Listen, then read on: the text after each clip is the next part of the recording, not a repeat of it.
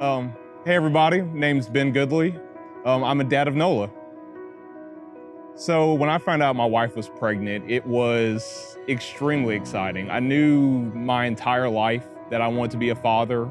My wife and I, we talked about the day that we would have a child from the day that we started dating. Not the day, but from the beginning stages of dating. And it was pretty much surreal. I remember finding out almost together. She wasn't feeling well, and we're kind of like, you might be pregnant, sweetie. And we went and she got 2 pregnancy tests. The first one was positive, the second one was negative. So we were 50-50. And for me, 50-50 wasn't good enough. We needed to be sure. Got 2 more, those were both positive. And so we were 3 out of 4. 3 out of 4 was good enough for me. And then it just became just excitement. I knew that we were gonna have our first little child, boy or girl, didn't matter. We were blessed with our daughter, Barnett, and ever since then, it's been excitement ever since that day. So when my wife told me she wanted to go through natural childbirth, it was fine by me. To me, it's not really up to me. It's whatever she wanted to do, I would be there to support her. If she wanted to get an epidural, I was all for that. If she wanted to go natural, I was all for that. I was there to be her support system, no matter what she wanted to do. And just be there for her and be her husband and father of our daughter right there with it. So once we got to the hospital, after my wife's water had broke, we had a plan. My wife's plan, again, was to go natural childbirth. Unfortunately, once we got to the hospital, we realized that plan wasn't gonna happen. One of the things I've learned probably the most, I'm a very structured person just by nature, is that can't really plan anything. Through pregnancy, through childbirth, now 5 months into being a father, you really can't plan anything out. Probably the biggest thing, one of the biggest things that changed my wife's birth plan was that found out that she was not able to use the tub which she planned to labor in until she was 6 centimeters dilated. Unfortunately, about 6 or 7 hours into labor, she was still only 3 centimeters dilated. So the tub which she planned on using for pain was out of the option. We needed to go another route, and unfortunately for my wife's plan, she ended up having to get an epidural. It was a very, very traumatic time for us in that moment. Me trying to be there for my wife, trying to help her through this time, and really having to step up as her husband, as our daughter's father, and really explain to the medical staff what was going on and that we were gonna have to do an epidural and be there for my wife through the process, just keeping her calm so that she could take care of our daughter who at the time was still in labor with her. I mean, I was there to be with her through it, but there was no way that I could ever understand the pain that she was going through. And it's one of the things about being a husband is you can never understand the pain that your wife is going through in that moment. It's something, all we can do is be there to support them, whether that is supporting them emotionally, whether that's being mediator between wife and family, being the mediator between wife and doctors, wife and nurses, being there for her in a way that no one else really can, because no one else can really understand what your wife is going through in that moment, or understand how your wife is in painful moments like that. And making sure, especially for family, making sure they understand that your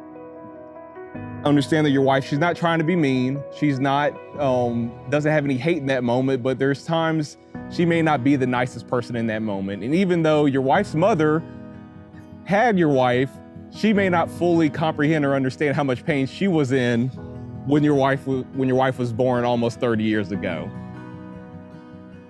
So after 23 hours, our blessing, my little poppy seed, as I call her, she was born. It was the most emotional moment in my life, besides the moment that the doors opened on our wedding day and my wife walked down the aisle. Those are probably the only 2 moments in the past 5 years that I can really remember crying ever, or being that emotional in any way. It was exhilarating, exciting, just slightly terrifying, because she didn't make any sound for about 15 seconds after she came out. And until our doctor was until our doctors said she didn't hear anything, I really didn't realize, oh, well, we haven't heard our little one cry yet. And then once she came out, once I saw her, I walked over to cut the cord, and the first thing that she did when I walked over to cut the cord, the first time that I really ever laid eyes on her, she reached out and she grabbed my finger. And that's the moment when I burst into tears. That was the moment when all the emotions came out. That was the moment when it really realized that I'm a dad and this little girl is mine. And it just was probably definitely the most magical moment of my life. Unfortunately, they had to take her away after that.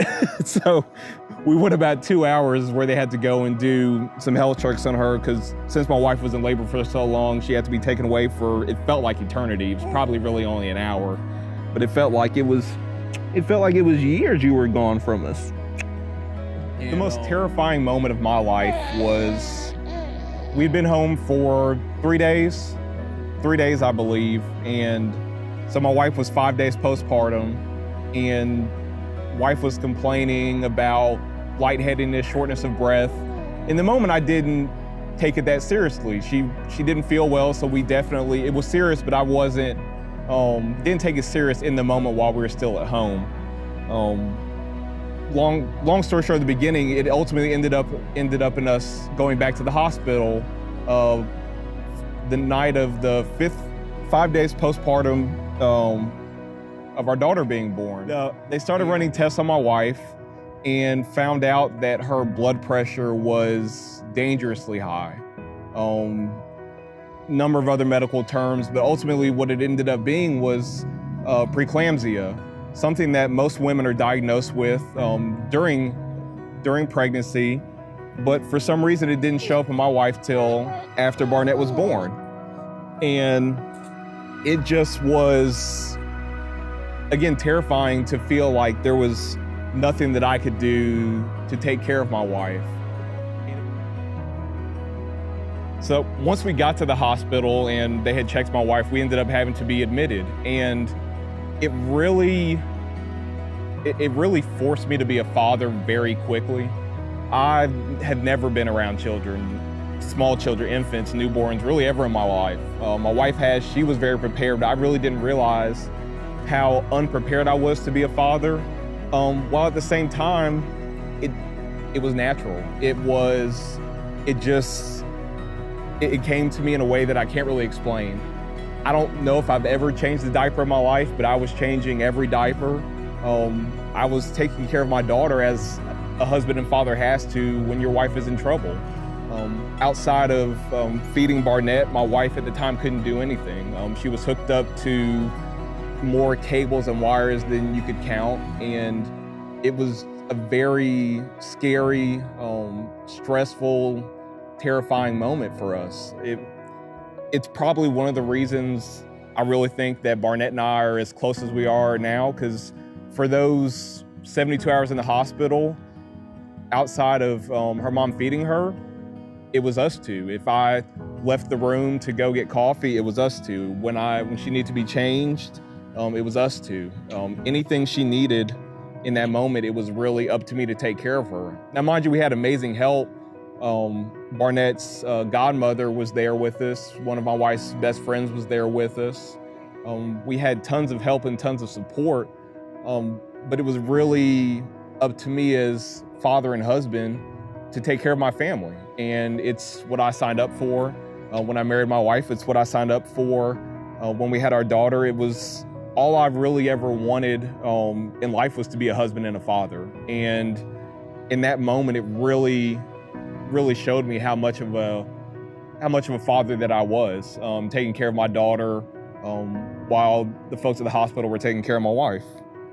The biggest piece of advice for any father, just to enjoy it. It's so exciting. The first smile, the first time they can hold themselves up, the first time they giggle, the first anything, it's just so exciting, and just enjoy every moment of it. The crying and the screaming, I don't know if you could really enjoy that, but it's so much fun, and it's taught me patience. Still working on that.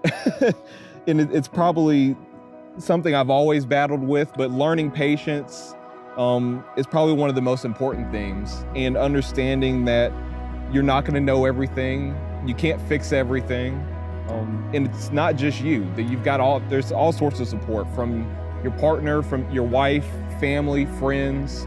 There's so many people that will offer advice, and take that advice. You don't have to take it to heart, but never turn down anything that anyone ever offers you, whether it's a box of Pampers or just someone offering to watch your child for an hour or so you can go out and have an adult dinner with your spouse. So if you heard me refer to her as Poppy Seed, the reason for that is when I first found out that my wife was pregnant, when we first found out, and they have all the apps and they tell you how big your child is at the time, she was the size of a poppy seed. And so for some reason the name stuck. I always called her Poppy Seed when she was still in my wife's belly. And to this day, 16 pounds later, she's still my little Poppy Seed. So Poppy Seed Barnett, she answers to both, and it's just kind of my little nickname for her. Being a father is really, it's so amazing. I come home every day from work, and she's gotten to the point now to where as soon as she hears my voice when I walk through the door, she starts smiling and she gets excited and she turns her head towards me, and it's the greatest thing in the world to come home to. I do the morning stuff just because my wife does any late night stuff. I don't wake up at night. So first thing in the morning, first thing I do is make her bottle. Then I get her up and I change her diaper, and first thing she does in the morning when she sees me to pick her up out of the crib is she starts smiling and giggling at me. And it's a perfect way to start the day. And you couldn't have anything better in the morning. It hasn't all been easy. There's definitely moments that it's stressful at times, and just learning how to console her when she's a little upset, because sometimes she just wants her mommy, and that's okay that she just wants her mommy sometimes. And it's probably one of the things that I've been battling with the most, is just understanding that even though there's times when I can't console her, she still loves daddy. There's just some times when she needs mommy, and that's okay.